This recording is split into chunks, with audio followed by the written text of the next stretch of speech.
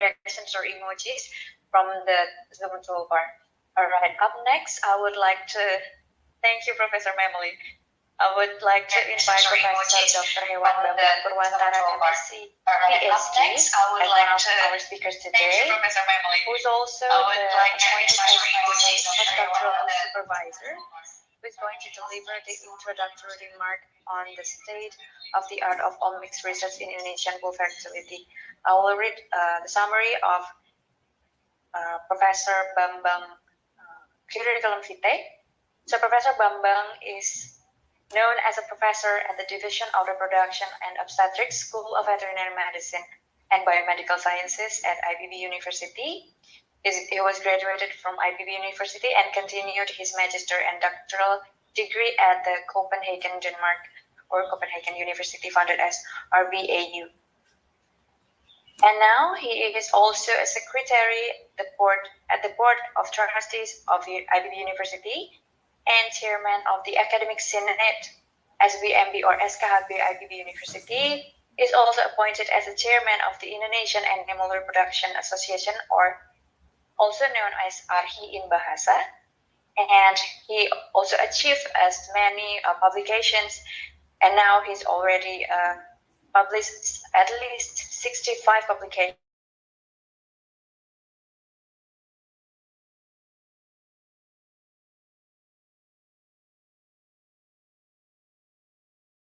And ladies and gentlemen, please enjoy the introductory remarks on the state of the art of omic research and Indonesian bull fertility. Professor Bambang, screen is yours.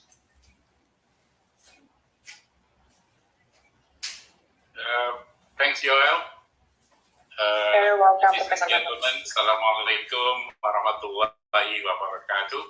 Greetings from Bogor. Very good morning to all of you. I do hope all of you are in a good health, full of spirit. It is Monday morning.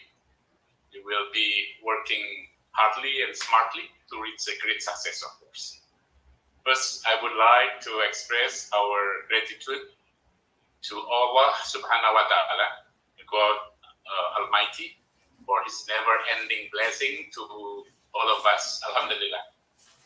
This morning, we will learn from our special guest, our brother, someone who encouraged our team here at IPB University to study biomarkers and various omics related to sperm quality and bull fertility. Professor Erdogan Memili from the Prairie View E&M University in Texas, United States. Thank you very much, Prof. Erdo, for your kindness to accept our invitation among your busy and precious time, of course. Thank you, this morning, everybody. Allow me to take a few minutes to introduce to you what is our small team of PhD students and their supervisor. Have been doing research in various aspects of omics, including genomics, proteomics, transcriptomics, and metabolomics, with special interest in reproduction, more particularly in bull fertility.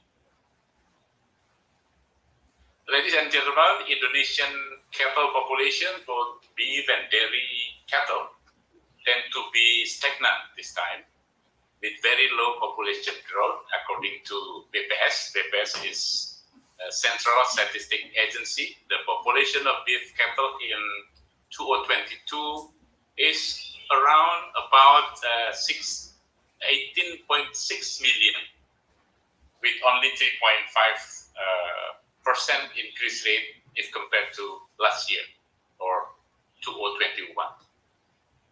The population of dairy cattle even far below beef cattle. We only have around 600,000,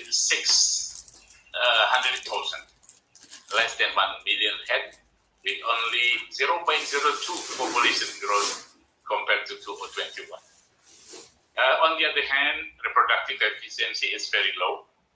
The pregnancy rate is between 60 to 70%, with calving rate between 55 to 65%, or about 25% of the population. accompanied with a still high rate of abortion, stillbirth, and perinatal mortality, the population increase rate remained also very low. Due to various aspects, including male and female factors, as well as human factors, of course, the AI success rate is also still very low.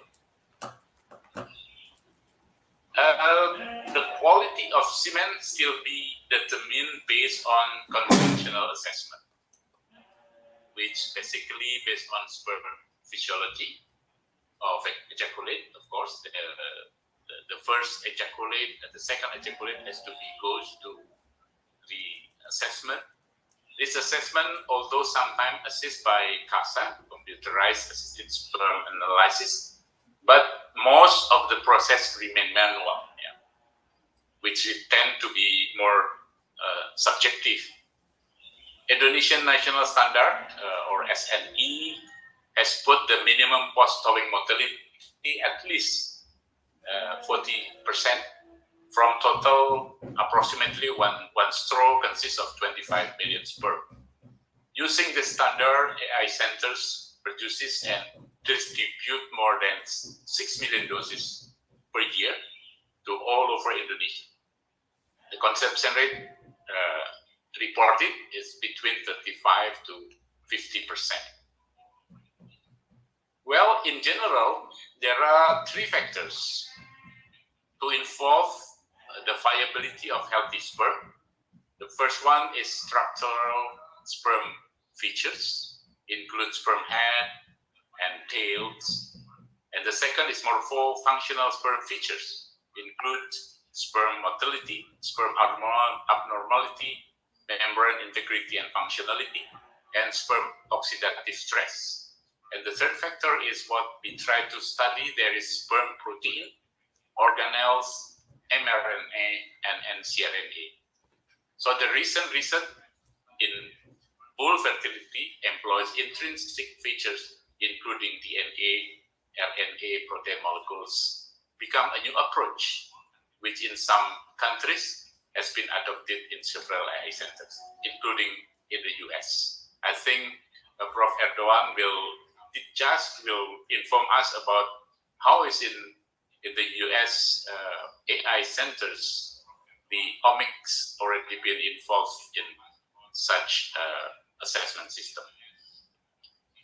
The omics studies in general have rapidly developing to an extended cascade starting from genomic in DNA level to transcriptomics at RNA level, then proteomic studies at protein levels, and to go more detailed to metabolomics studies in metabolite level. All those levels we can categorize as epigenetics, genetic which relate to all drive by environment. The cascade now extended more to phenotype area of assessment to include glycomics, lipidomics, and fluxomics. That is three new area, which is hot area for everyone to be included in their program for the next future. The biomarker studies based on omics, whatever the level, is believed to be more promising and more accurate to assess the fertility of bulls, including our study to explore our own indigenous cattle breed. The omics studies in bulls fertility were started in Indonesia in 2017, following by the establishment of research group supported by USAID, namely Animal Biotechnology and Coral Reef Fisheries, or ANBIOCOR, under SERA project, where between me and Prof. Erdogan has started our first collaboration between US University, at that time Mississippi University, and ITB University. And we are successfully passed the selection process among about 60 shortlisted. We are 5 passed the selection. It's a good start for us to know more omics studies. In 2018, we start to identify various sperm gene and analyze protein as biomarker of bull fertility for the master degree of some student under PMDSU scheme, or the, what you call it, the scheme for master lead to PhD study. Following the finding of some selected protein started in 2019 to 2022, the study continues to evaluate superior bull at two national eye centers, that is in Lembang and in Singosari, on in-genomic proteomic biomarker candidate. In 2023, we studied omics to see sperm fertility and embryo development as determinant biomarkers in the fertilization of bull, especially Bali bull at this time. The fundamental research project of higher education in 2023 to 2024, we plan to start to identify multi-omics-based marker-assisted fertility and feasibility, as we can short it into MAFF. This is our abbreviation of sperm to support selection and monitor the fertility of superior bull at the AI centers, including the local AI centers. We also plan to continue working with omics studies for the next 5 years by doing further research program, and activities on omic-based fertility biomarker includes proteomic and metabolomics by SPH and LCMSMS in 2024, transcriptomic by RNA sequence, and lipidomic by GCMS, hopefully will be started 2 years from now. Sperm oocyte function specific mRNA and protein analysis in 2026, and further analysis on age different and reproductive status, hopefully in 2027. In vivo and in vitro analysis of fertility in males can be started and developed for female and its interaction in 2028. And finally, we plan to develop biomarker kit for various fertility parameters, hopefully in 2029. It's a long way process, a long way system that we put it in our agenda. Our latest studies in bull fertility, including published and unpublished data, includes proteomic and transcriptomic of specific gene and protein, such as PRM1, PRM2, PRM3, TNP1, TNP2, ASHSP70, OPN, MDH2, PGK2, SPASHA1, PLCZ, NO1, and ProACAP4. That is the latest one we start with, ProACAP4, which some of the associated with semen production, semen quality, and fertility of superior bull. Various breeds of cattle, local and exotic, were studied, such as Limousin, Simmental, Holstein, Ongol Cross, Bali, Madura, Pasundan, Aceh, Bali Pole, and Donggala cattle. That is all, I think half of them are Indonesian indigenous species or the breed. And then the other one is 2 or 3. Yes, 3 of them are European type or Bos Taurus, while the rest is Bos Indicus and Bos Sundaicus. During the period of 2018 to 2023, we published more than 20 articles in reputable journal, starting from Q4, and some of them are also reached the Q1 quality journal. More than 10 proceedings in international conference, more than 10 manuscripts are being prepared now for publication. Some are under review in reputable Q1 till Q4 international journal. We also published 2 policy briefs directed to AI Center selection management in order to improve the quality of frozen semen production in 2 national AI centers, as well as in more or less 15 local AI centers in Indonesia. I may end my introductory remarks by expanding our proposed project and offering any possible collaboration, either through public and private sectors, but domestic or overseas. One for our feeling to develop omics-based bull fertility biomarker kits. The second one, we try to study female fertility in dairy and beef cattle. And the third one, to identify and develop kit for clinical reproduction, such as tendency to develop retained placenta, abortion, ovarian cyst, dystocia, etc. I would like to end my remark by thanks all of you, and hopefully we will enjoy our time with Prof. Erdogan Memili, who will explain much more and deeper omics or biomarker as part of our willingness to improve our Indonesian cattle production. Thank you very much. Wassalamualaikum warahmatullahi wabarakatuh. Waalaikumsalam warahmatullahi wabarakatuh. Thank you very much, Professor Bambang, for the introductory remarks.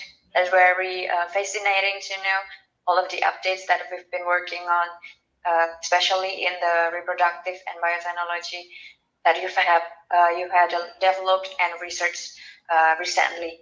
And now, shortly, we will move on to the main session. But before that, we will invite all of the distinguished participants to open your camera. And please allow us to have a quick photo session.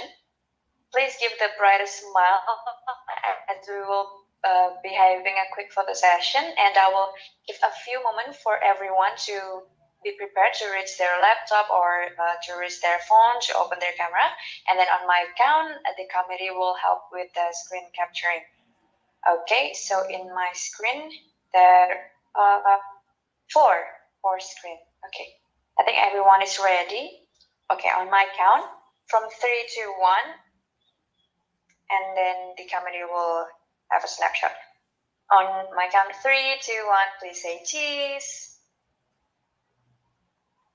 Okay, the next screen.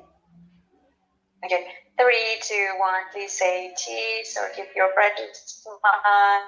Thank you very much. The third screen. And 3, 2, 1. Okay, and the last screen, I believe. 3, 2, 1. Thank you very much for your participation. And now we will move on to the main session. And I would like to remind you all, the distinguished participants, to stay tuned until the very end of our webinar and join us at the closing ceremony at this final chapter of webinar.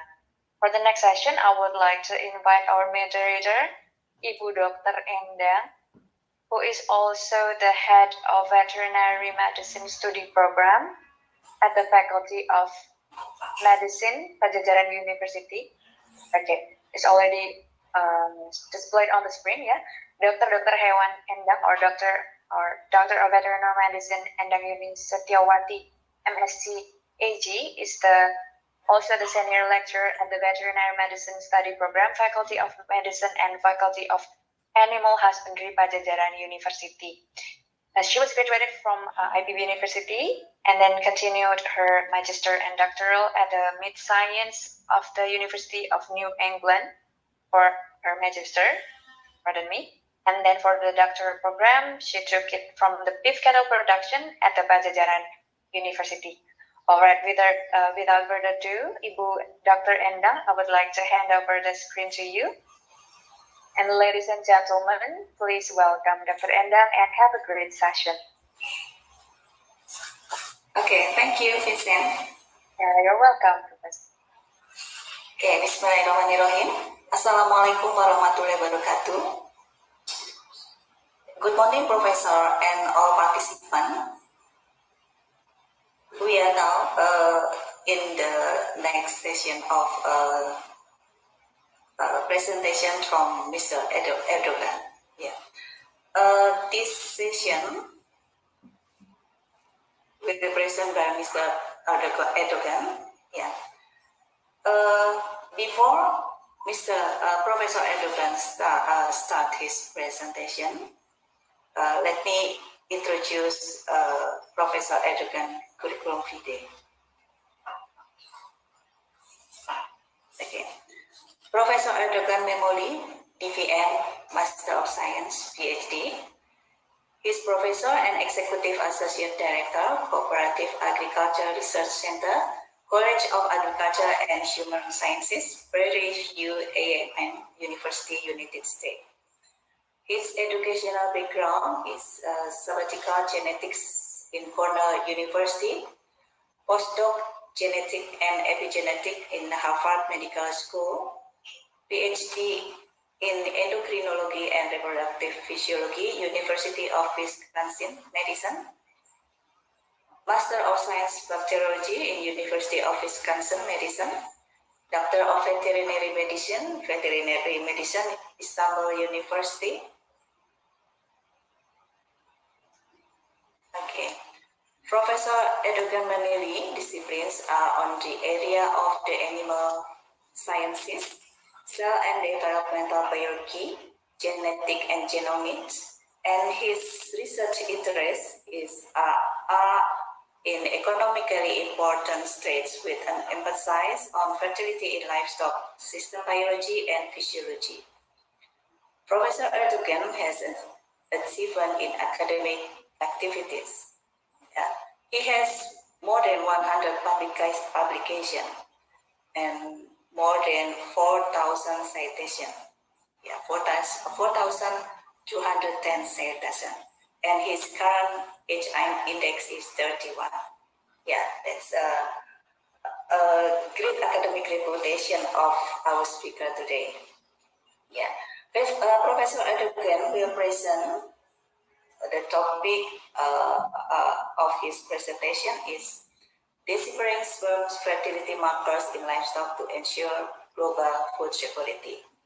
Now, please welcome Mr. Erdogan to start this presentation. Prof. Erdogan, the time in screen is yours now.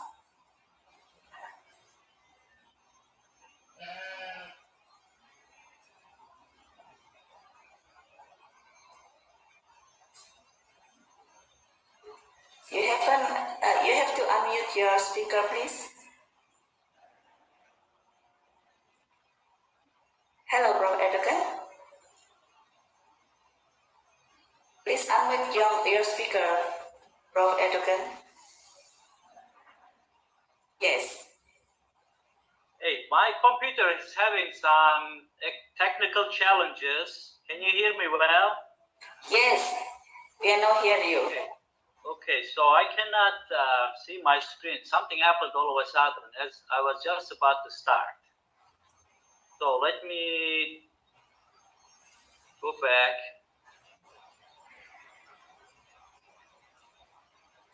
Who will share the slide? Yourself or the committee will share your slide?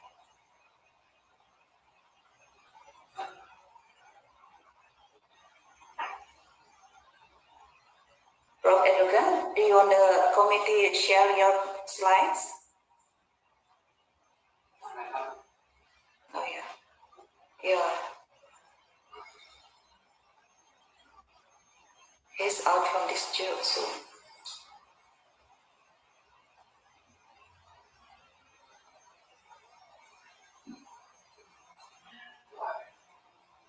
Okay, we have to wait for a minute.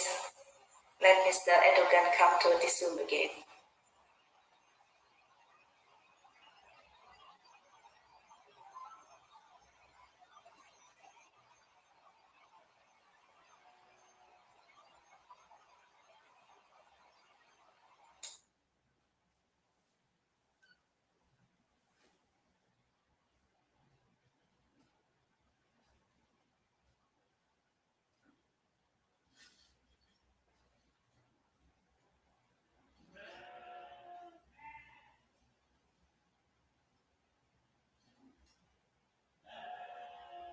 Yes, can you hear me well now?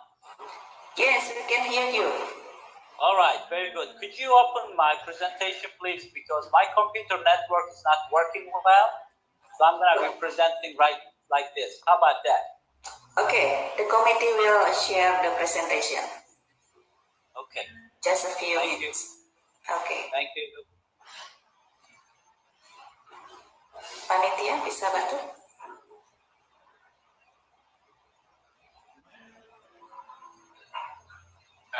Sebentar, Bu moderator saya dikirimin. Sebentar ya.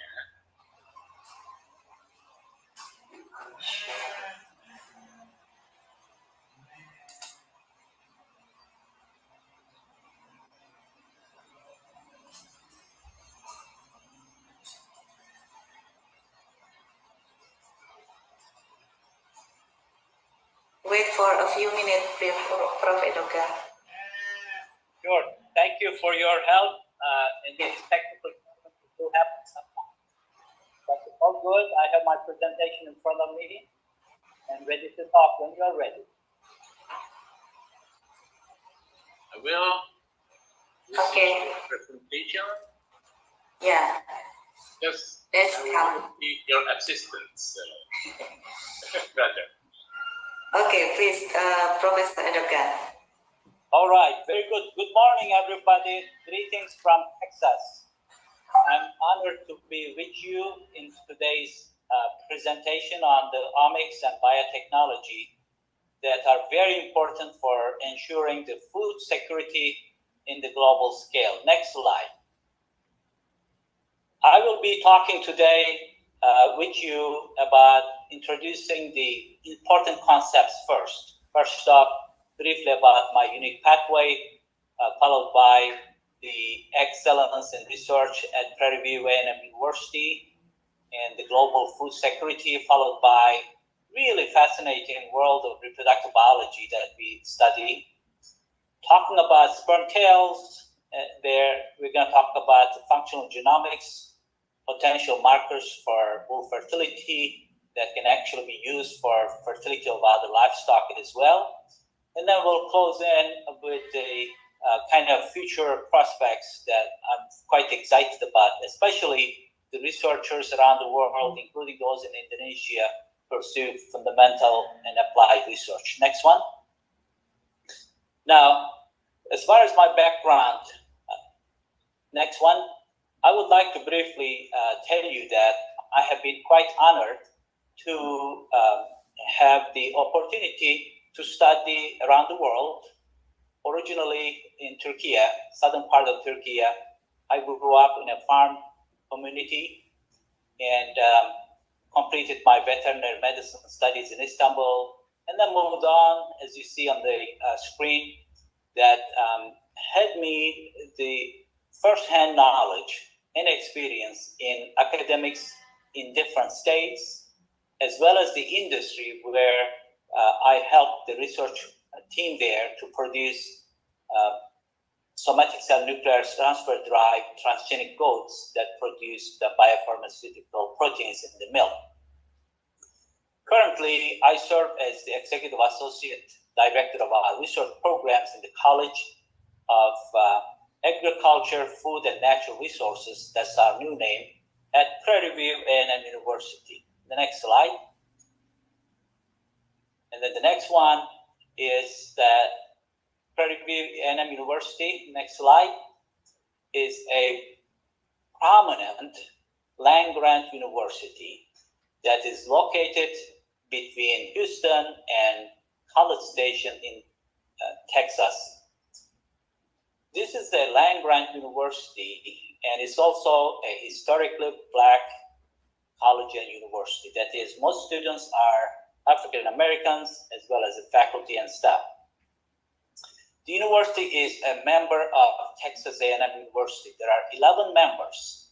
However, only 2 of them are the land-grant universities, Prairie View A&M University and Texas A&M University, College Station nearby.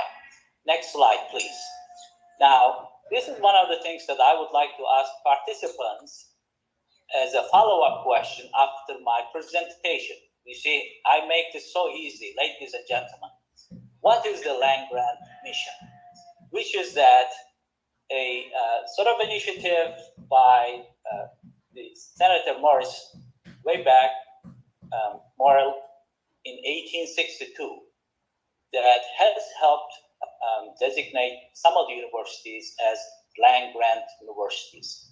Then in 1890, a group of about 19 universities joined. These were historically black colleges and universities. The main thing here is the objective of the land-grant mission. That's my question. What is the objective? Which is to empower research, teaching, extension, outreach in all one university, to advance research, help develop our students, and help our producers. Next slide, please.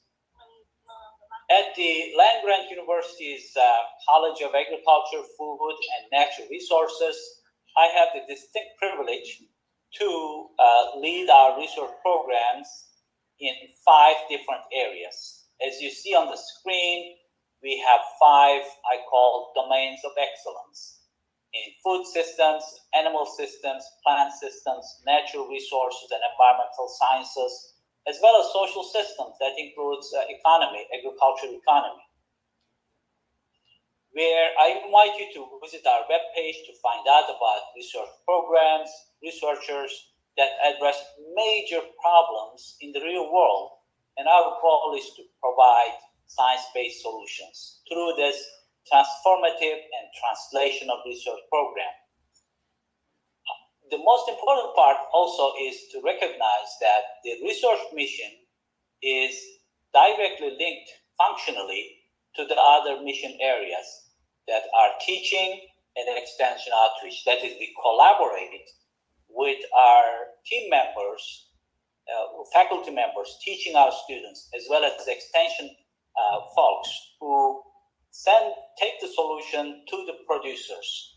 Next slide, please.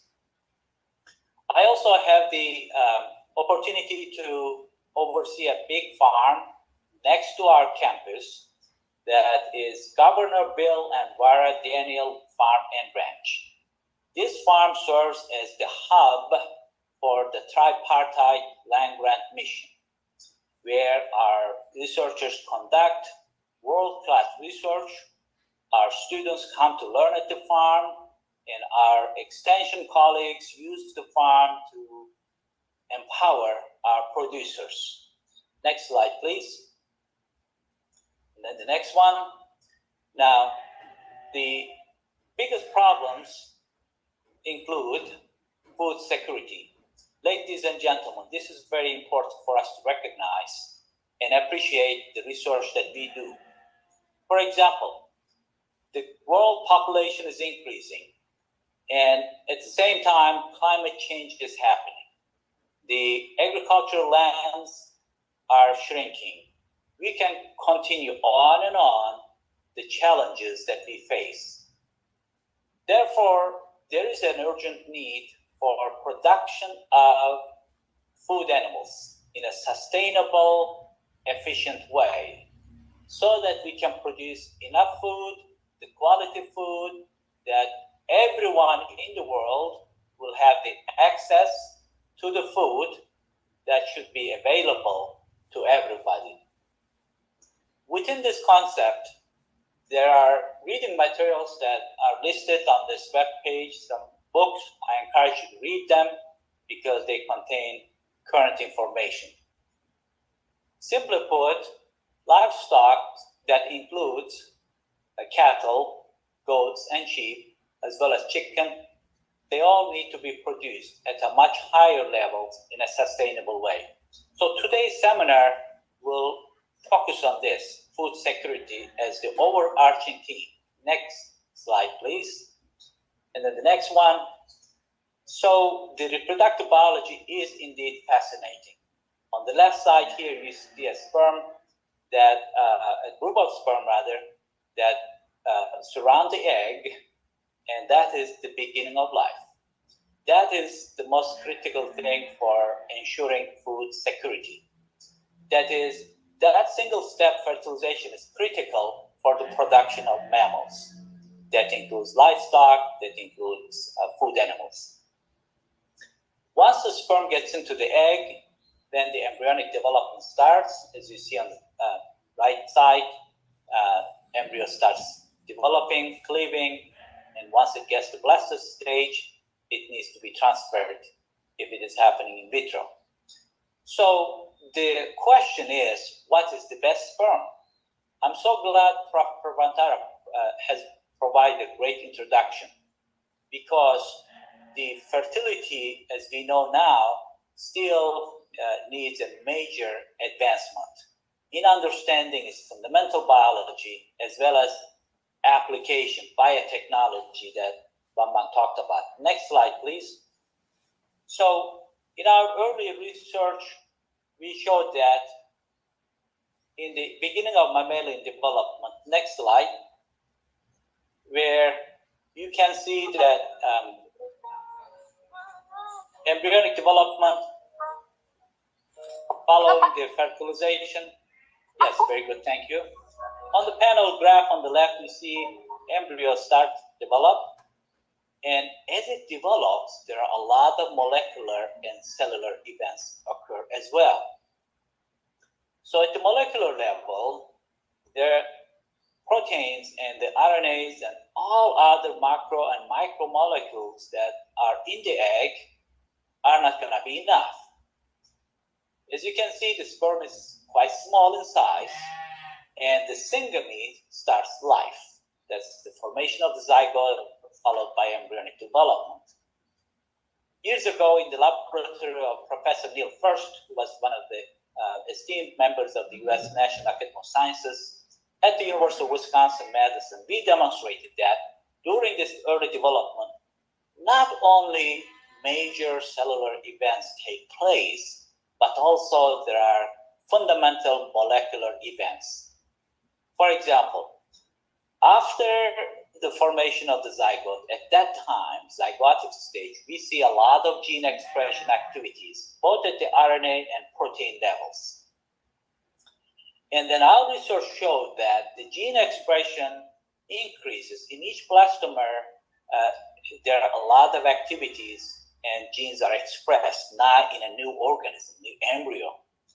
And at around 8-cell stage, there's a big burst of gene expression that what we call maternal to embryonic transition and development. And that major genome activation follows after that. Of course, you see at the bottom of that graph is the blastocyst. Now, once you transfer that to a hormonal prepared cow, 9 months, we see something really, really magic. But there are a lot of facts underlying fundamental new knowledge that we know that are critical for what we call magic. Next slide, please.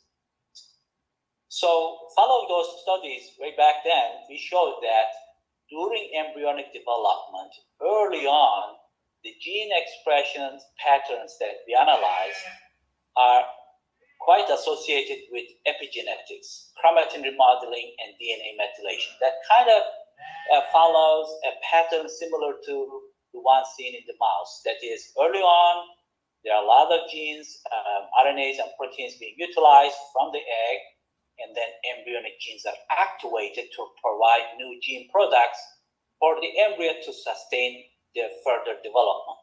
Next slide, please. We studied initially all of our research using the cow model. My first graduate student, Dr. Nelida Rodriguez-Osoria, and I, among hundreds of others in the world, we showed that cattle genome actually is quite amazing, and that it is quite much more similar to human genome than we ever thought before. In summary, cattle is a great model to study, and that's the major food animal that we are talking about today. Although later on, I would like to tell you that our study model organism right now is the goat. Next slide, please. So, ladies and gentlemen, the next slide. fertility is critical, especially for production of the cattle as the main food animal around the world. Now, we know that fertility differs among the bulls. When you look at that graph, you notice that it's like a bell-shaped curve there. And on the left, we have very poor fertile bulls. And on the right, we have highly fertile bulls. And in the middle are those average fertility bulls. Now, our goal is to select the best fertility bull that also has the best genetic merit.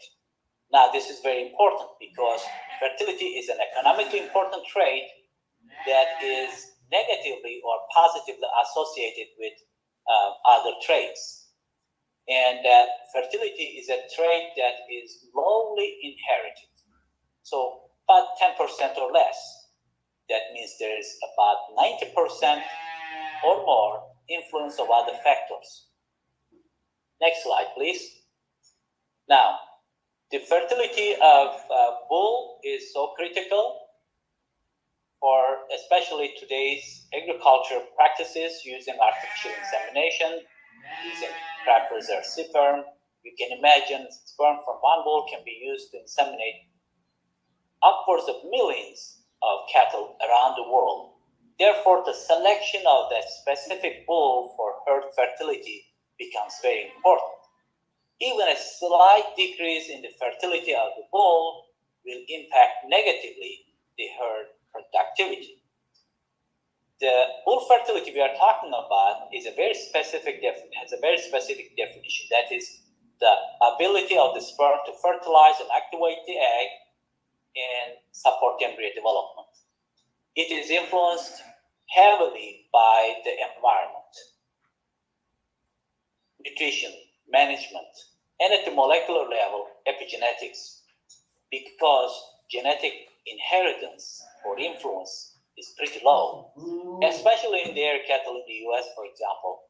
The selection has been quite intense. As such, all the genetic defects or animals with the defects have been eliminated, and we have pretty good fertile group of bulls. The next step, please. The next slide. Now, as far as the effects of the fertility on the bottom line, economic-wise, is huge. First off, there's a big profit loss because of the delayed pregnancies and open cows that require labor, on and on. Everything adds up that are as a result of low fertility of the sperm used to inseminate the cows. As such, there's a huge need both for basic science and for applied science to study and improve bull fertility. Next slide. Now, ladies and gentlemen, I would like to tell you briefly the next slide. Omics studies that we have conducted, our students have conducted over the years, and that I'm happy to tell you that there are a lot of interesting facts that our students have uncovered. And the best is yet to come because the technology of omics studies have been increasing. And these technologies currently include single cell analysis. And you can imagine the billions of sperm that a bull produces. Studying a group of them is not the best approach because when you study a group of cells, we simply lose the individual variations among the sperm cells. As such, there's currently a need for single cell omics studies that includes the analysis of the DNA, genomics, transcriptomics, proteomics, lipidomics, metabolomics, and others. As you can see in this slide on the right bottom side, where it talks about functional genome, that is the study of the gene products. These are very important because gene products tell us about the experience the cell undergoes that can help us understand and improve cell viability, in this case, from fertility. Next slide. The research that has been conducted over the years by my students has been as a result of partnership with the academic researcher that was me over at the Mississippi State University and scientists, including Professor Abdullah Kaya and others at Alta Genetics Company, a breeding company, biotechnology company headquartered around the world, but with the research center, the campus that we collaborated with was in Wisconsin. The hypothesis, which was our overall objective, was that sperm molecular defects cause low fertility. And these molecular defects are not detectable using conventional methods such as CASA and other observations. Next slide. The simple question is, how can we identify potentially fertile sperm? After all, there is a single spermatozoon that will fertilize the egg. That must be motile, foremost, must have healthy DNA, healthy membrane, intact, and it has to have overall normal morphology. In addition to other molecular integrities that we're going to talk about briefly right now. Next slide, please. So in our studies, we have gotten samples from bulls with different fertility. Now, this is very important for the discovery of biomarkers. To have animals with distinct phenotypic data, in this case, fertility, so that when we analyze the molecular pictures, we can make associations between certain markers, let's say RNA molecules, and the phenotypes. As such, there is a need for phenotypically distinct animals so that we can ultimately get some better ideas about potential markers. So we take the sperm and then we analyze the whole functional genome, let it be proteins, RNA, metabolites, lipids, so on and so forth, combined with some other techniques such as flow cytometry and microscopy, followed by computational biology, which is very powerful, especially in the age of artificial intelligence. Ladies and gentlemen, we are talking about here AI of AI, artificial intelligence of artificial insemination. Pretty exciting. And we followed our studies, in some cases IVF, and then we draw conclusions. Next slide. So the first sperm tail, I'll briefly share with you, the next slide please, has to do with proteins. There are millions of proteins in the cells. Unlike genomic blueprint, proteins are still being identified, and there are so many different variants.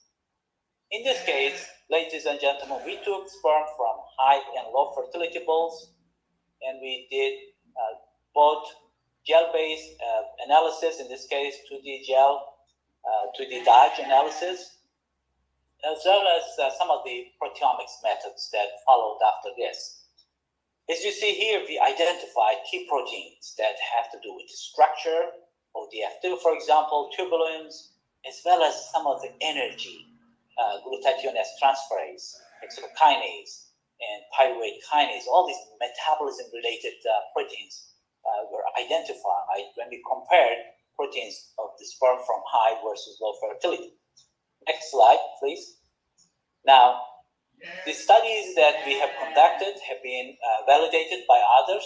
As an example, this study in the mouse showed that when you knock out the ODF2 gene, as you can see here, the sperm has a bent tail, which would not be able to fertilize the egg. So it's always good to see validation of the research in one species, mammalian species, in another species. Next slide.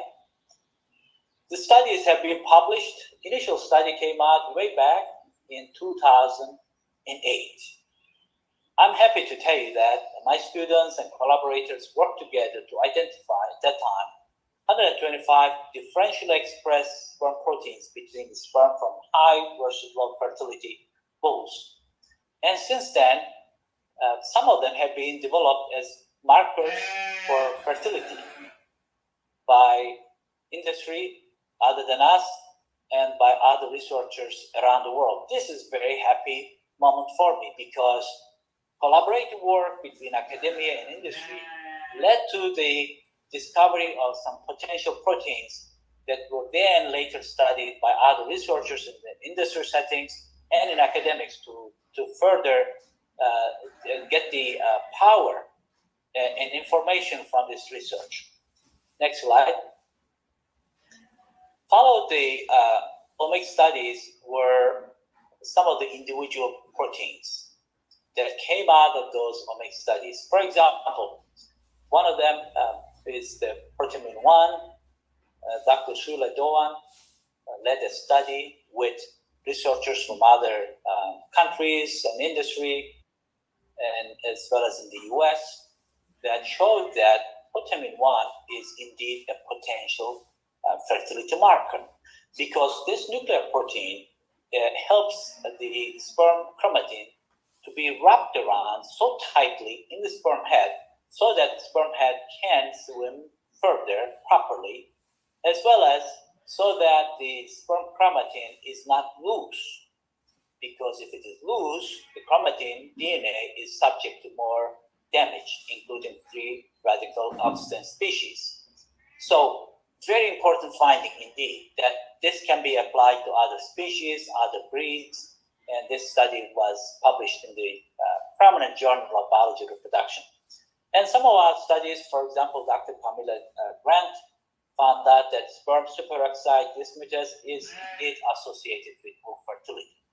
So this is a way to validate findings through the omics studies using sort of more focused studies on specific genes or gene products. Next slide.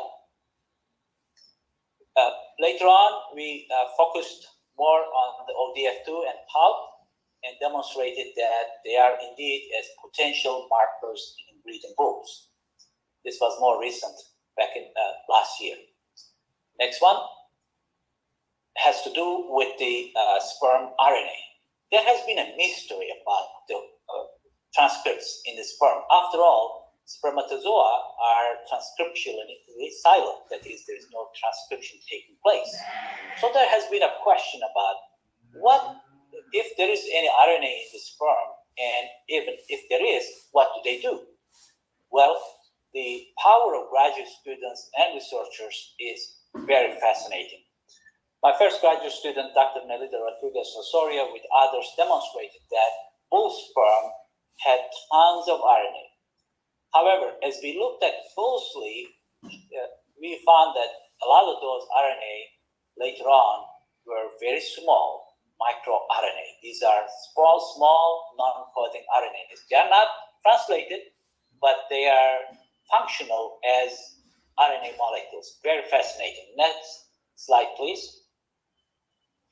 So in the two studies that we've done, we focused on the microRNAs and specific ones demonstrated by prominent graduate student and postdoc, that there are specific microRNAs in the bull sperm that are associated with fertility. Next slide. Moving on to other macromolecules, we looked at the lipids in the sperm. Talented graduate students and postdocs, as you see here, have tackled this question of sort of a discovery research.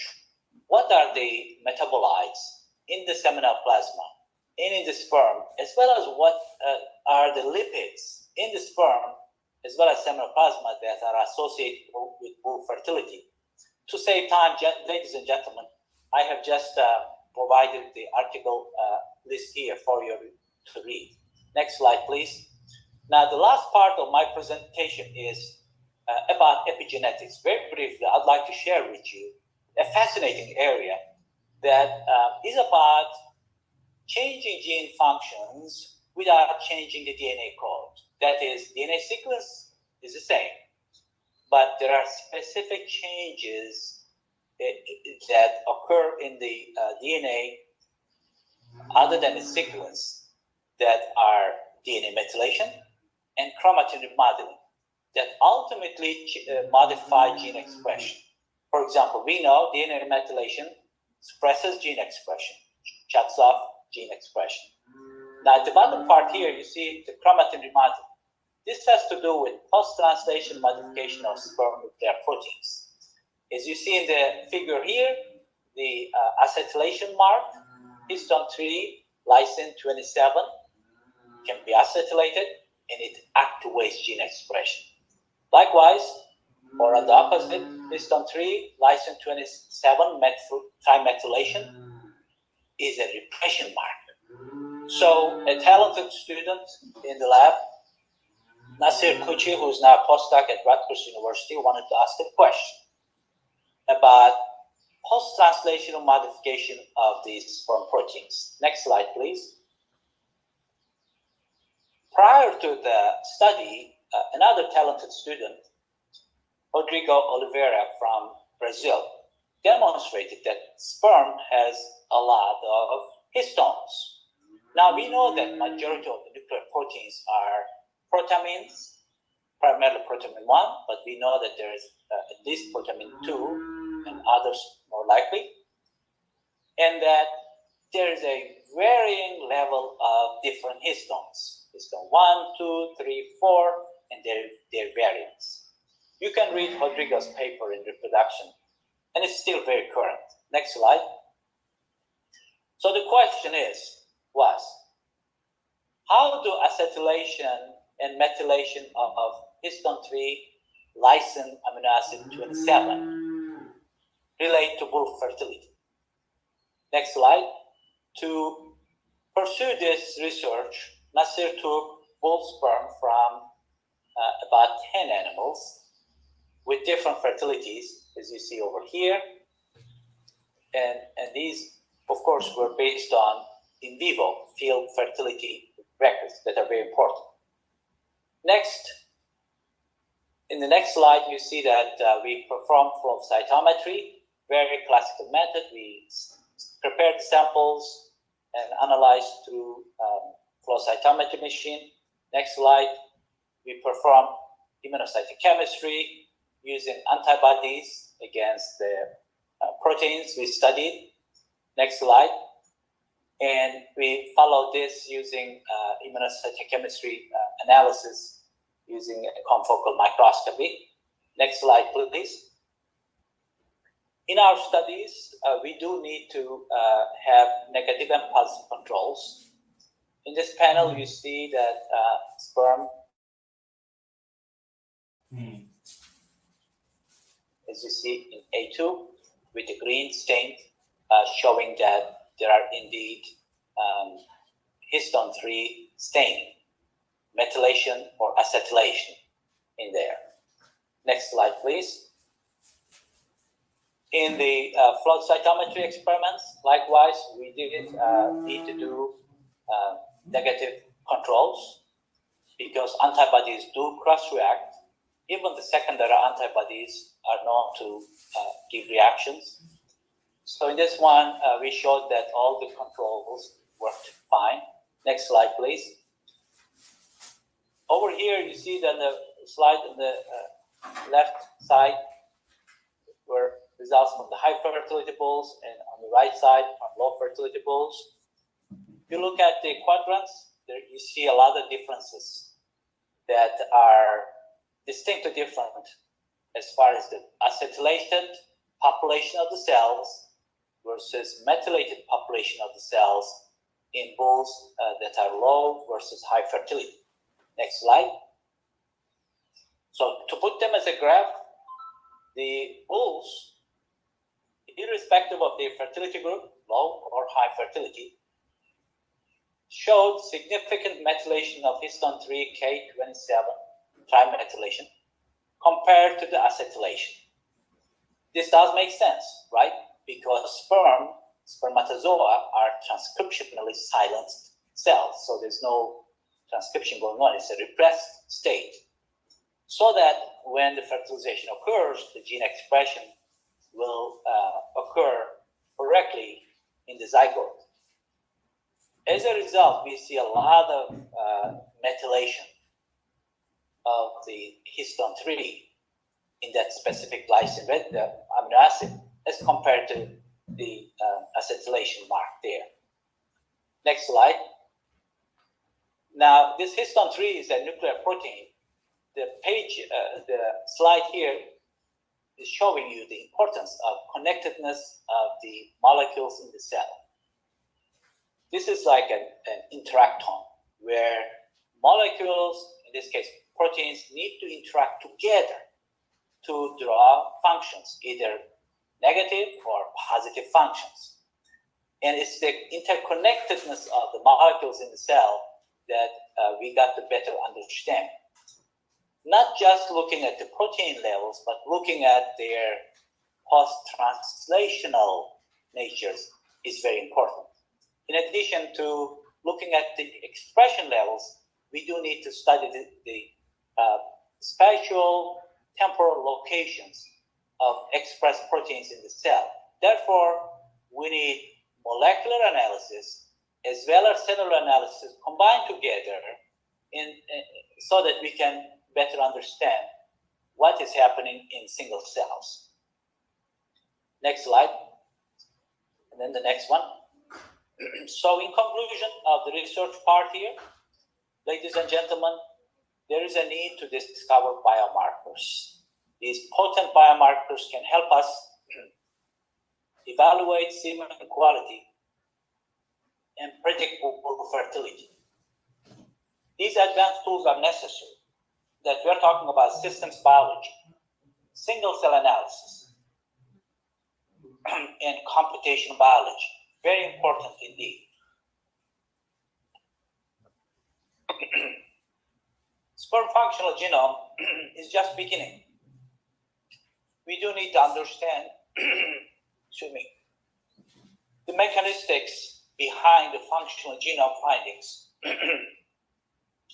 And we need to also understand the interrelationship between bulls and other animals.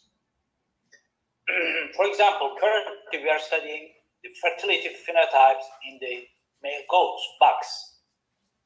Next slide, please.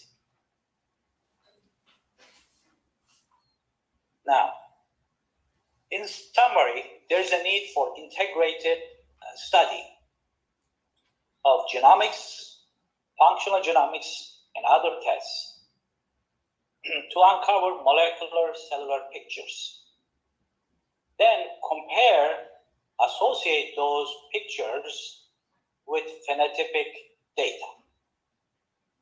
Without phenotypic data, we cannot identify markers. So we have to do all of them together. Next slide, please. As a wrap up, I would like to share with you that a recent visit by the rector of EPP, Prof. Purvantara, Prof. Agil, and others who had visited Texas A&M University and Purdue A&M University, visited our laboratories, gave a talk, and the Goat Center signed a memorandum of understanding, as you see here, points to certain areas that can be explored for further opportunities in research collaborations. That can be in sperm markers, sperm crab preservation. That is, there's a huge need for improving extenders. Current extenders are not working well, although the bull extenders for the bull sperm are better developed than extenders for goats, for example. As Prof. Purvantara pointed out, fertility rate, i.e. or pregnancy rates, do need to be improved.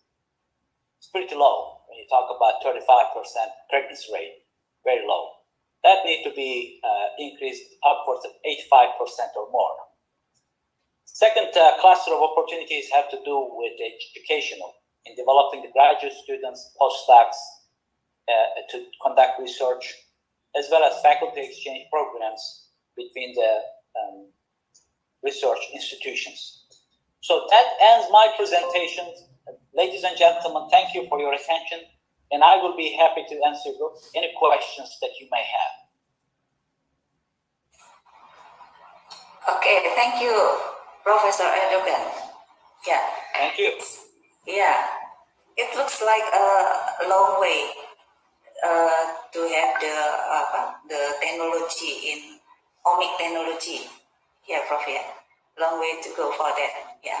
There's a grand challenge in food security in the global food security is in what the low fertility in wool that was in low heritage. Yeah. Okay. Okay, thank you for your presentation. We wait for the participant to asking the question. I cannot find in the chat room here. If the participant want to directly ask the question to Professor Erdogan, please just raise your hand. Yeah. Okay. This is from Bapak Eko pribadi in Bogor Agriculture University.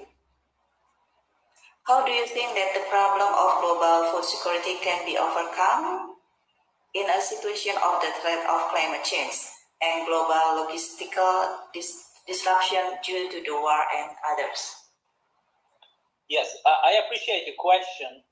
And there are a lot of different factors, of course, in accomplishing that goal, global food security. And one specific area that we are talking about today has to do with developing production of animals more efficiently, that increase the reproduction efficiency, make sure that the pregnancy losses are the lowest. And then the second part is that make sure that we develop animals that are tolerant or robust to climate change, including drought, including other heat stress tolerant type of animal. Simply put, we do need to develop animals that are more robust and that they have to be healthy to be productive. The other aspect I'd like to mention is that there is a need to produce animals with the reduced methane emission.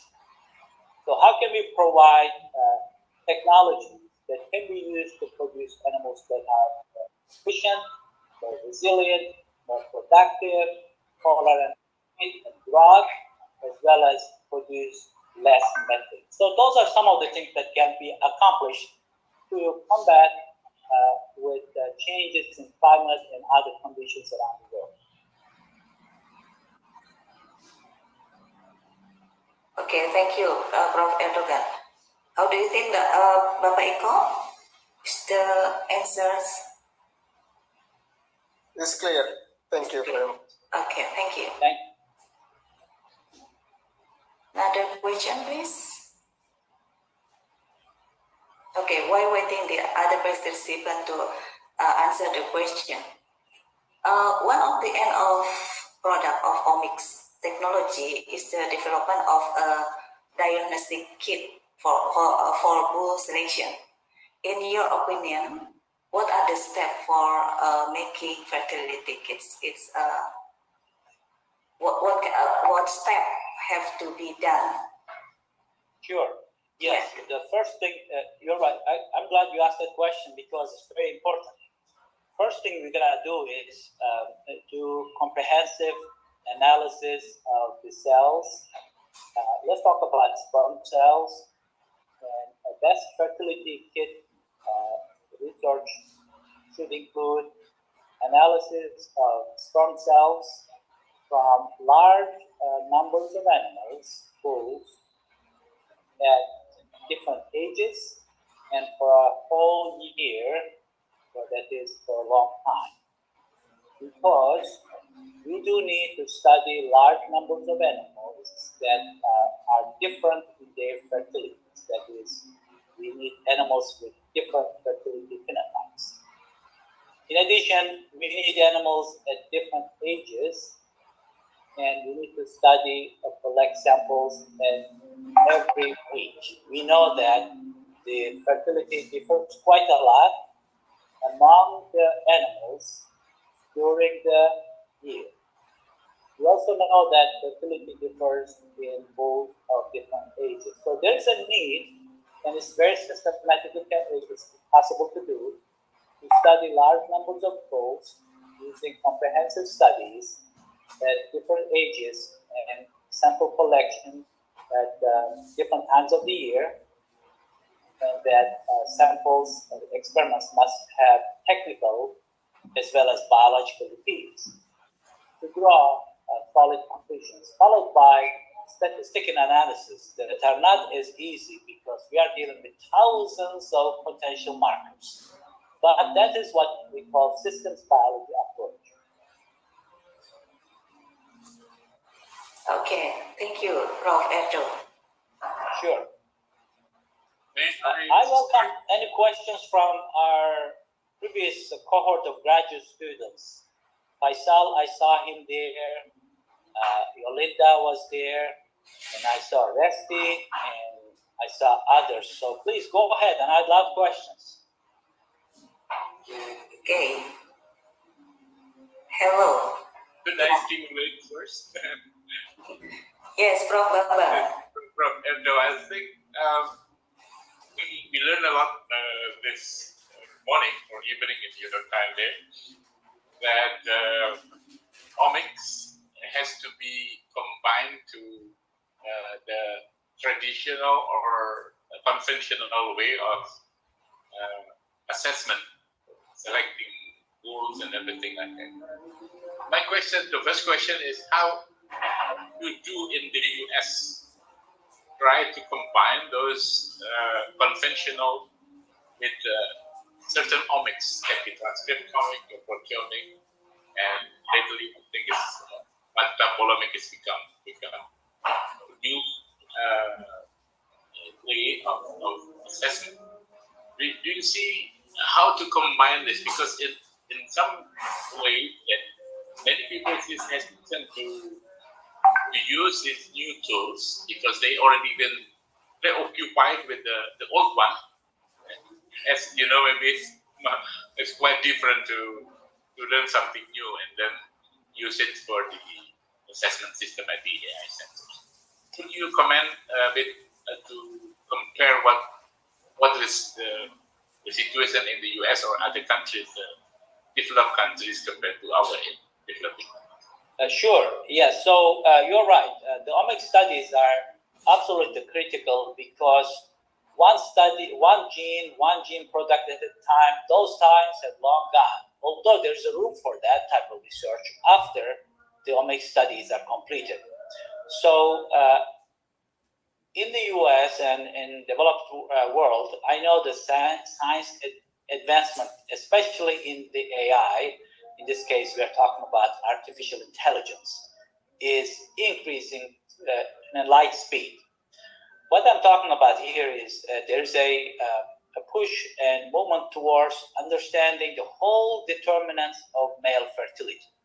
We know that bull soundness exam is very critical, that the conventional bull soundness exam in the past did not include molecular or cellular characteristics of the sperm. And however, I think that is changing, where the bull fertility attributes, bull characteristics, are combined with sperm characteristics that can include these molecular markers, and the AI, artificial intelligence, can be then used to make sense out of this.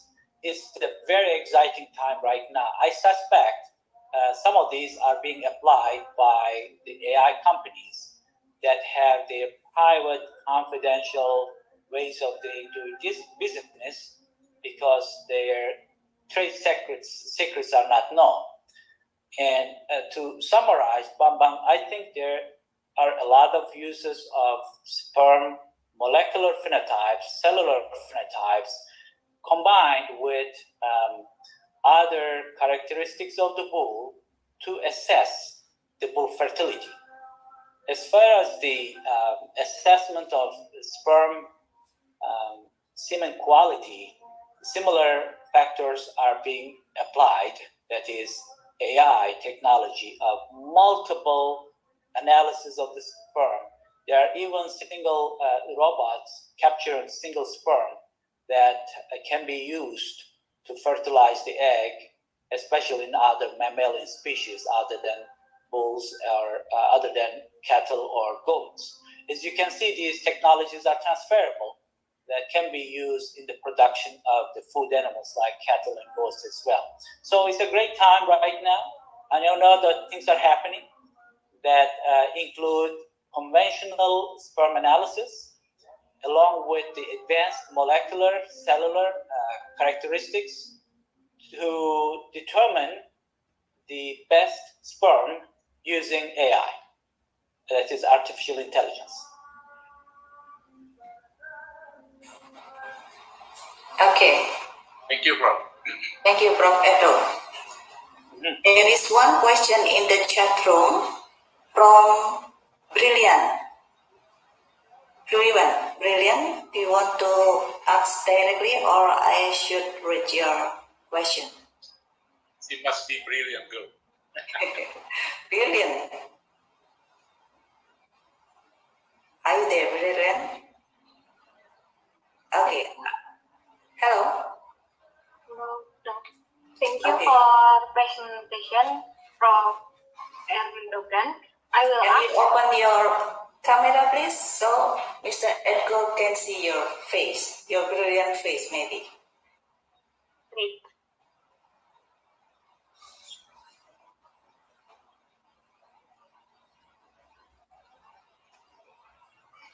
Hello. Yes, please. Yeah. Thank you for the presentation. I will ask about both spermatozoa have many expressed proteins. How to choose a potential protein in sperm related to fertility biomarker? Thank you, Prof. Very good. Well, Brilliant, thank you so much for the question. I appreciate that.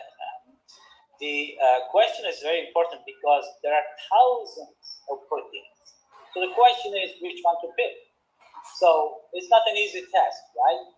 What we need to do is to have the highest different fertility animals and study the samples. And then look at the differences in the expression levels, let's say proteins. To look at the differential expressed proteins and then start with the highest levels of differences in the expression. I recommend studying all of them, looking at their functions. You know that using bioinformatics, we can predict their functions quite comfortably right now because we can study comparative analysis of gene sequences and their protein potential functions, predicted functions. So as such, one method would be to look at differentially expressed proteins and look at their known or predictive functions, and then go after each and every one of those proteins. Because even the expression levels that may not be very significantly different. As you saw, in fact, in one of our studies, the difference was about 1.5 fold higher or lower, right? So, but depending on what type of protein that is, that level may not be significant. For example, for enzymes, proteins that are enzymes in their nature, you don't need a huge amounts of enzyme because these molecules can function as a very small amount to accomplish or catalyze a huge set of reactions. As such, looking at the expression levels as well as looking at their potential functions or predicted or known functions, and then study each protein using sort of those reductionist experiments that can be Western blotting, immunocytochemistry, mechanistic studies where you inject antibody into the developing embryo or you mix the antibody with the sperm to see what happens to the sperm function when you block that protein's function, and then of course siRNAs. These are all incredible methods, and of course you know the recent developments in targeting specific genes, and that we can now edit the genome. So we can do mechanistic studies, not just by injecting antibodies, but also editing the genome to find out what those functions can be. As such, to be completely sure, we do need to do mechanistic studies using those gene editing technologies as well. Okay, Brilliant. Is the answer satisfying you? Thank you for your answer, Prof. Edward. Thank you. Okay. Next participant, please.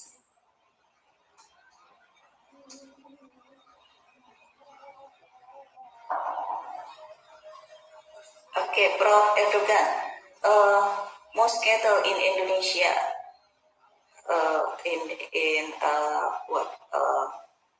farmer in public farmer, they are not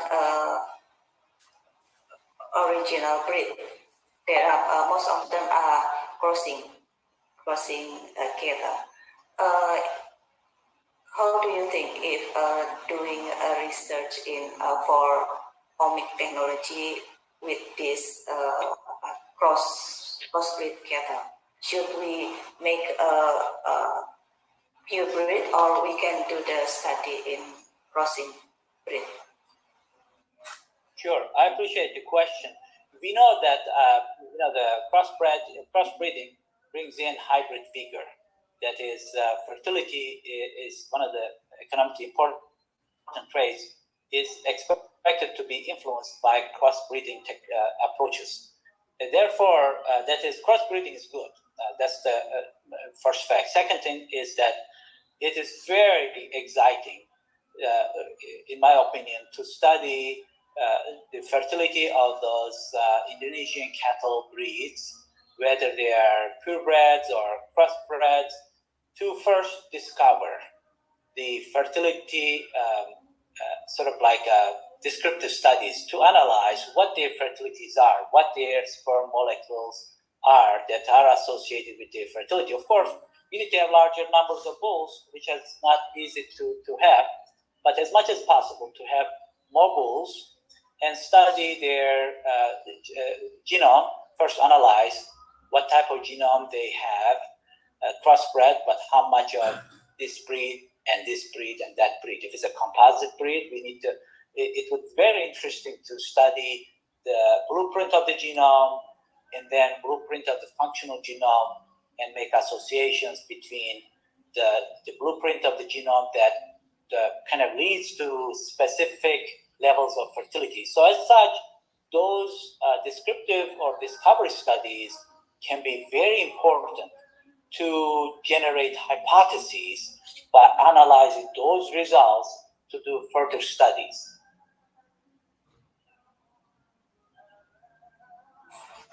Thank you, Prof. Abdul. I may add some more questions, please.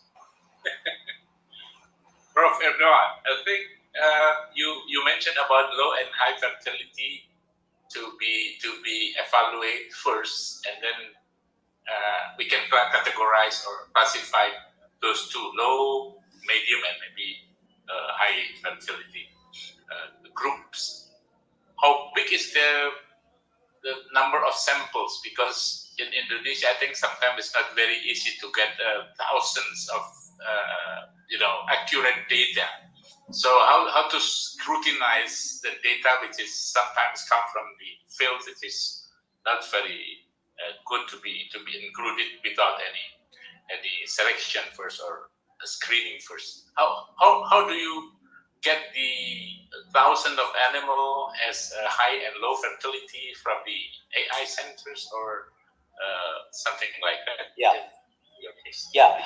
I'm glad you asked that question, Prof. Bantara, because that's a very important one. That is the sample size. Simply put, we got to have enough statistical power. We know that in science, we can have full scale research. We can also have case studies. They are all valuable. Even the smaller number of animals can produce valuable knowledge. However, the higher the sample size, the higher the confidence, the better the science.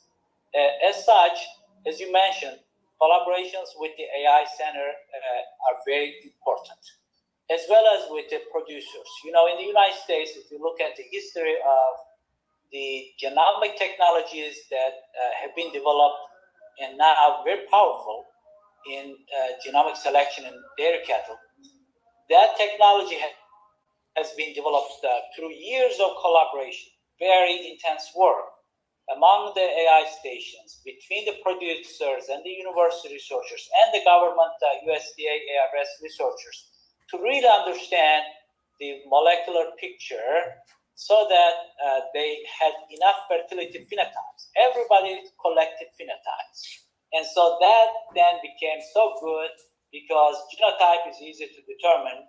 And if you had the phenotype, fertility phenotype, then it's easy to make associations. So therefore, Prof. Bantara, it would require collaborations, collecting phenotypic data, and using cutting-edge technologies to sequence the DNA, as well as generate functional genome data to make associations.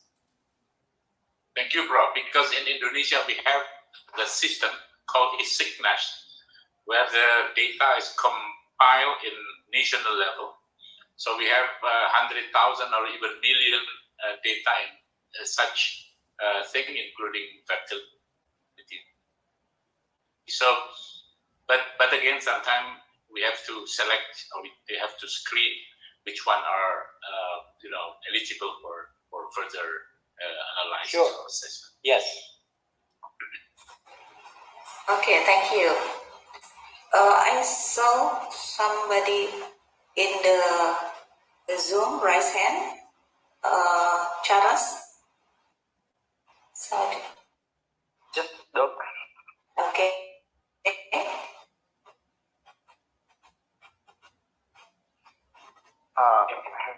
Question Yes. Yeah. to give us such a good presentation this morning. Thank you, Prof.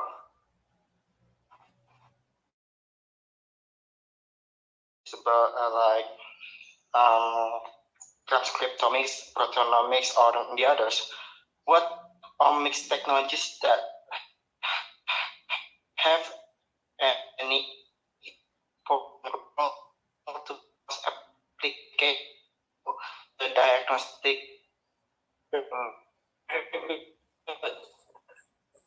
Thank you. Thank you. I really because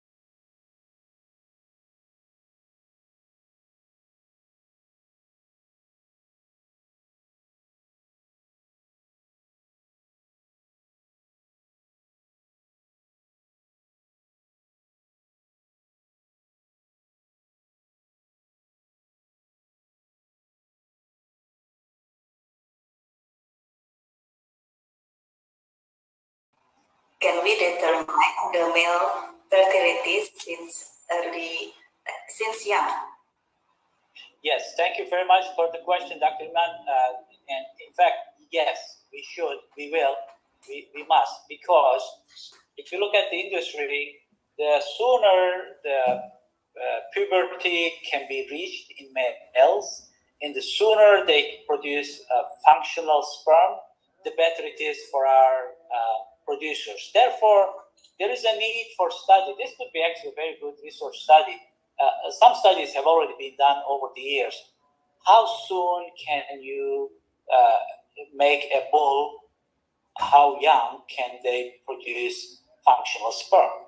So, because of the production practices, management practices, and including some of these practices that I hear some producers are using. Right now, it's possible to get, and producers want to get sperm. The sooner, the younger, the better from the bulls.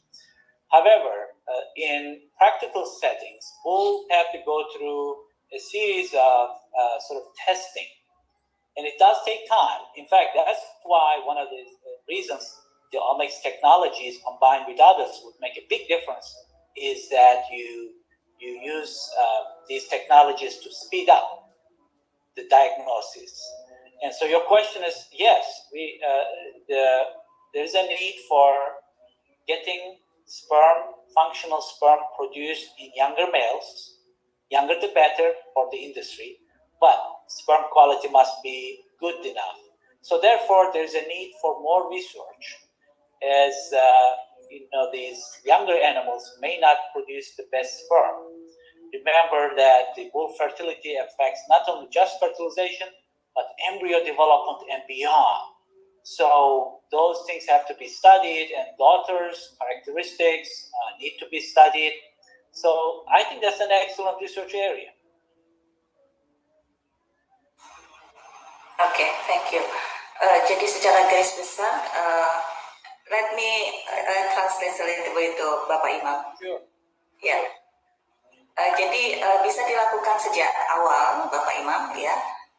Untuk efisiensi produksi ya, lebih awal itu akan baik ya untuk efisiensi biaya. Namun untuk menguji tingkat kesuburan dari jantan itu harus melalui masa-masa di mana melalui masa remaja dewasa begitu untuk melihat quality spermanya pada masa-masa tersebut.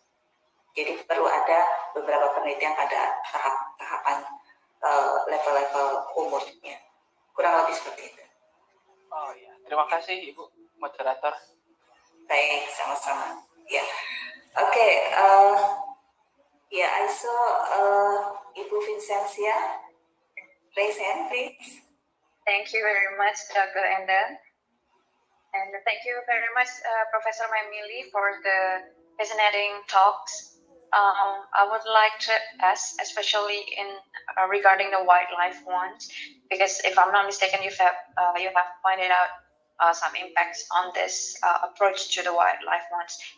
But on the previous webinars and also from the publications, we've found that in wildlife animals, whether it's in the male or female animals, there are lots of kind of teratogenic or pathological findings, and in unfortunate case, the pathological findings only detected or found out in the postmortem diagnosis or the postmortem findings. So, but if we talking about the research and statistically speaking, we have the obstacles or challenges in the number or the population of the wildlife animals for the sample compared to the livestock. So would like to ask what would be your perspective or suggestions towards this issue in wildlife animals, Professor Erdogan? Thank you. Sure. Thank you for the question. It's very important that we study species that are near extinct or in the zoos or in wildlife, because we do need to understand them and prevent extinction of those species. So you're right, the challenge is there because there are not that many animals available, and there are also challenges in the management and access to those animals as well. So however, we must study those animals. Even those small numbers, they are quite valuable. Another thing that's important is to study similar animals with similar genetics and physiology. For example, in the cat species or in lions and tigers, these do work. If they are very closely related, we can get information. In fact, we could use germplasm to understand the other species. So there are limitations. However, even the case studies are very important. And therefore, we do need to understand and improve the wildlife reproductive biology, the animals in captivity, especially I'm talking about those in the zoos, must be studied much thoroughly, and there's simply a need for larger population.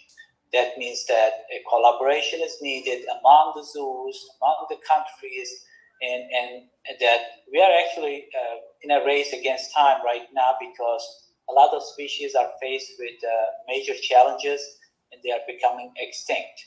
Therefore, that area of research needs to be increased. Whatever knowledge we can get from the closely related species can be quite useful in understanding those wildlife species as well. Okay, thank you very much, Prof. Maimili, for the answers. I'm glad that you mentioned also for the model animals, because sometimes it is also the challenge to our to collect the samples or to have the permission to collect the samples. So model animals would be also advantageous for this research or the upcoming development. Thank you very much, Sure. Prof. Maimili. Sure. You're welcome. Of course, you know that your banteng and other breeds, if they can be crossbred with domesticated animals, that would be another very fascinating area of research as well. But thanks for the question. Thank you very much, Prof. Okay, thank you, Vincentia. One more question from me. More question, please. I have a final question, I hope. Yeah, Well, I'm happy to hear questions. The more, the better.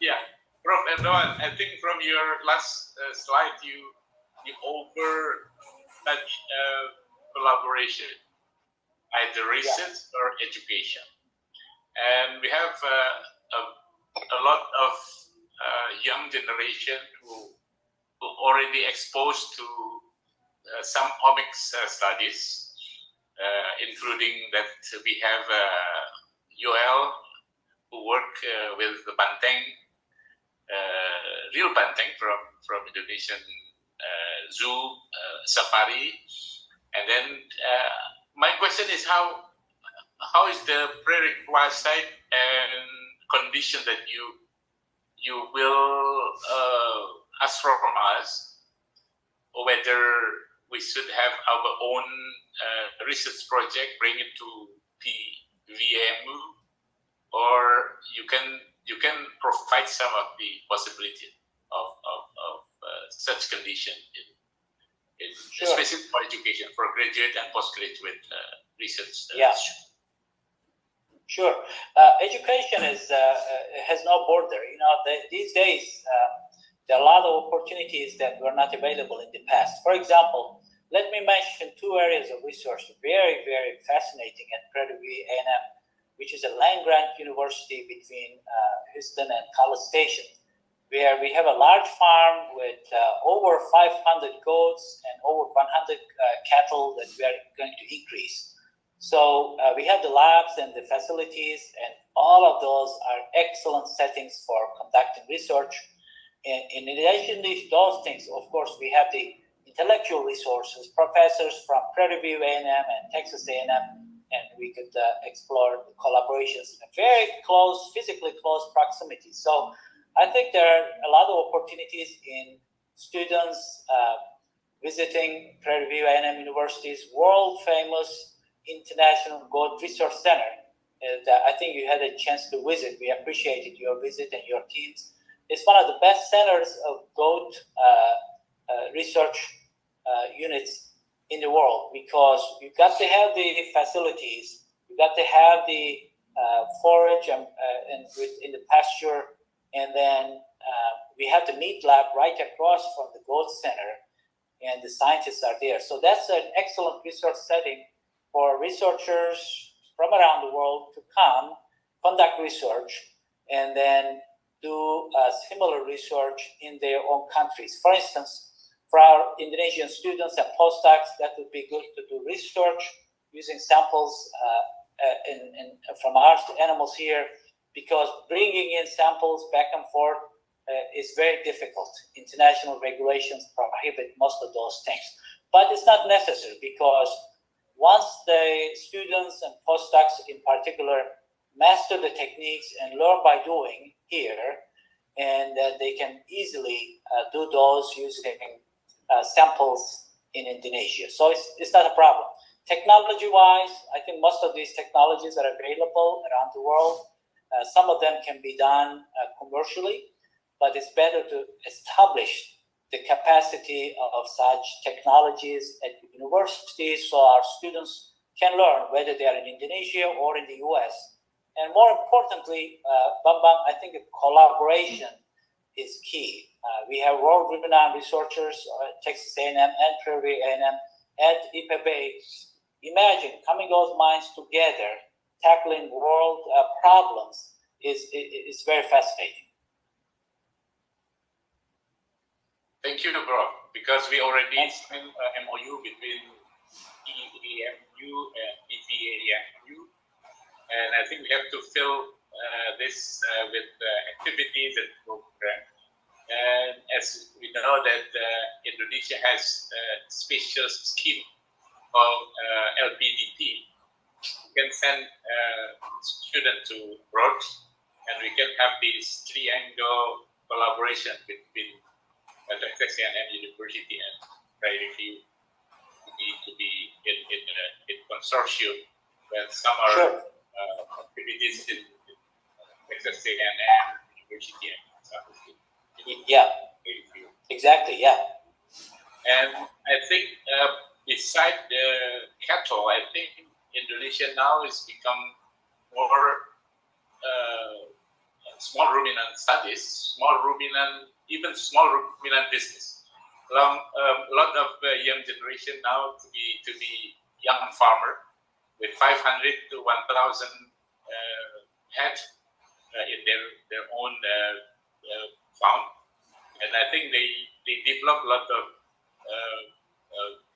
breed or raise a lot of breed from Australia, especially from Australia. If there's some abilities of having this collaboration with your international birth center, it would be much more beneficial for our collaboration.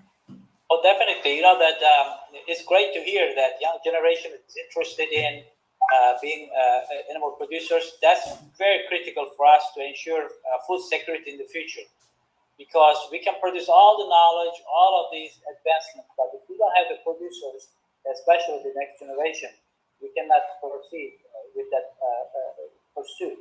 So another thing is that international infusion brings in a lot of values, different perspective, different ways of thinking. We call it diversity in the US, and we value that one very much. So we learn from each other, and we use our resources to enhance the science as well as the help increase quality of life, not only to Americans, but to Indonesians and to people around the world. That small ruminant is a very important one. I'm glad you mentioned, because both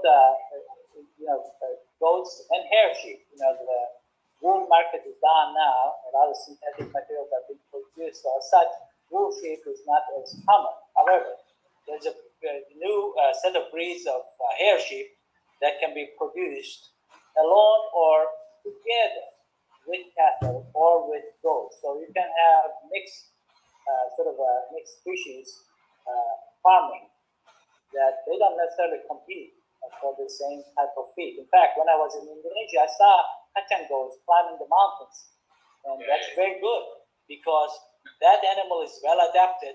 Now with the improvement in breeding technologies and especially the fertility, you can get a lot more productive kacang goats than what you have now. Thanks. Okay, thank you, Prof. Edo and also Prof. Babang. Yeah, I think the time is enough for our discussion session. Almost midnight there.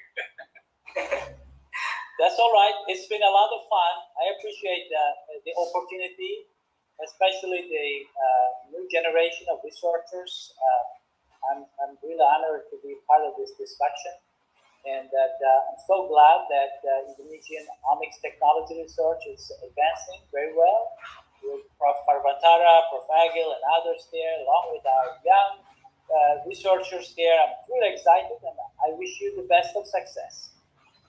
It's also because of you. You stimulating us to work on omic studies so far. Thank you very much. Thank you. You're welcome. Okay, thank you, Professor Erdogan. And hopefully from this webinar, we can make a collaboration to increase strengthening in make a better collaboration to improve or to take the goal of the omic studies for global food security. Okay. Sounds inspiring to me. And thank you. Thank you very much. Okay, and now I give this time and screen to the MC, Vincentia. Thank you very much, Dr. Endang. Ladies and gentlemen, please give round of virtual applause or thumbs up or any emojis from the reaction button. And thank you for your kind cooperation, ladies and gentlemen. Thank you very much once again, Dr. Endang, Prof. Bambang, Prof. Erdogan Memili. Surely this is a great honor for us to have a wonderful topics this morning up to this afternoon or late in the evening in the Texas. And also thank you everyone for the proactive and enthusiastic interaction and discussion. A quick shout out to Bapak Ibu participants. I know there's some that I'm familiar with. Bapak Ibu from various governmental institutions, which includes but not limited to the AI Center, breeding centers, including BBIB Singosari, BPP IBT SPC AMIS, and the National Research and Innovation Agency, or in Indonesian also known as BRIN. Also Bapak Ibu from Dinas Pertanian dan Ketahanan Pangan Daerah Istimewa Yogyakarta, Bapak Ibu from different universities, private sectors, or other affiliations or institutions that none mentions. Thank you for tuning in with us until now. And with that, on behalf of SKHB IPB University, the committee will virtually like to present or submit certificates. The first one would be addressed to our invited speakers, Prof. Erdogan Memili from Prairie View and A&M University, Texas. Thank you very much, Professor, for making time the late evening there and delivering such fascinating findings and sophisticated technology updates on figuring out or predicting our livestock fertility, which also been attributed to the global food security currency. And surely it will be in fact impactful towards the society in the long run. And we absolutely look forward to the further collaboration or your visit to Indonesia or vice versa. Thank you very much, Professor. Thank you. Thank you. And then for Ibu Dr. Endang from Pajajaran University, thank you very much, Ibu, for facilitating the plenary and the panel session today. Thank you.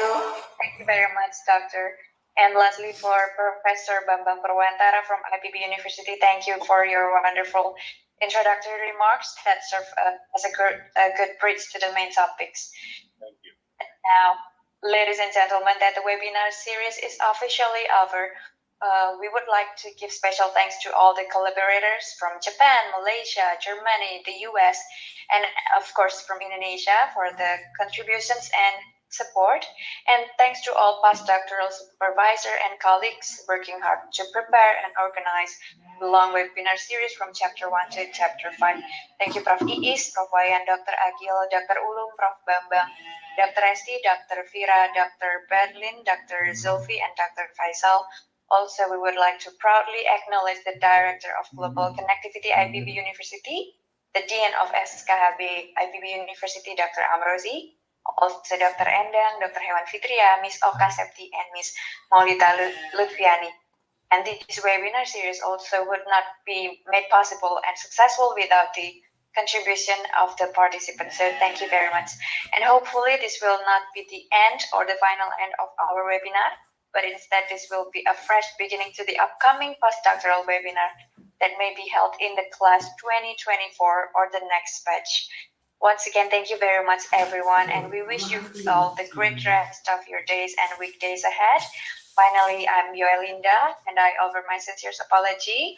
Mohon maaf dalam kekurangan sepanjang memandu acara apabila ada salah-salah kata atau penyebutan nama. Wassalamualaikum warahmatullahi wabarakatuh. Shalom, namo buddhaya, salam kebajikan, Om Swastiastu, salam sehat, and we will see you again at the next webinar. Bye-bye. Thank you very much. Thank you, terima kasih. Thank you, everybody. Have a great day. Bye-bye. Bye-bye.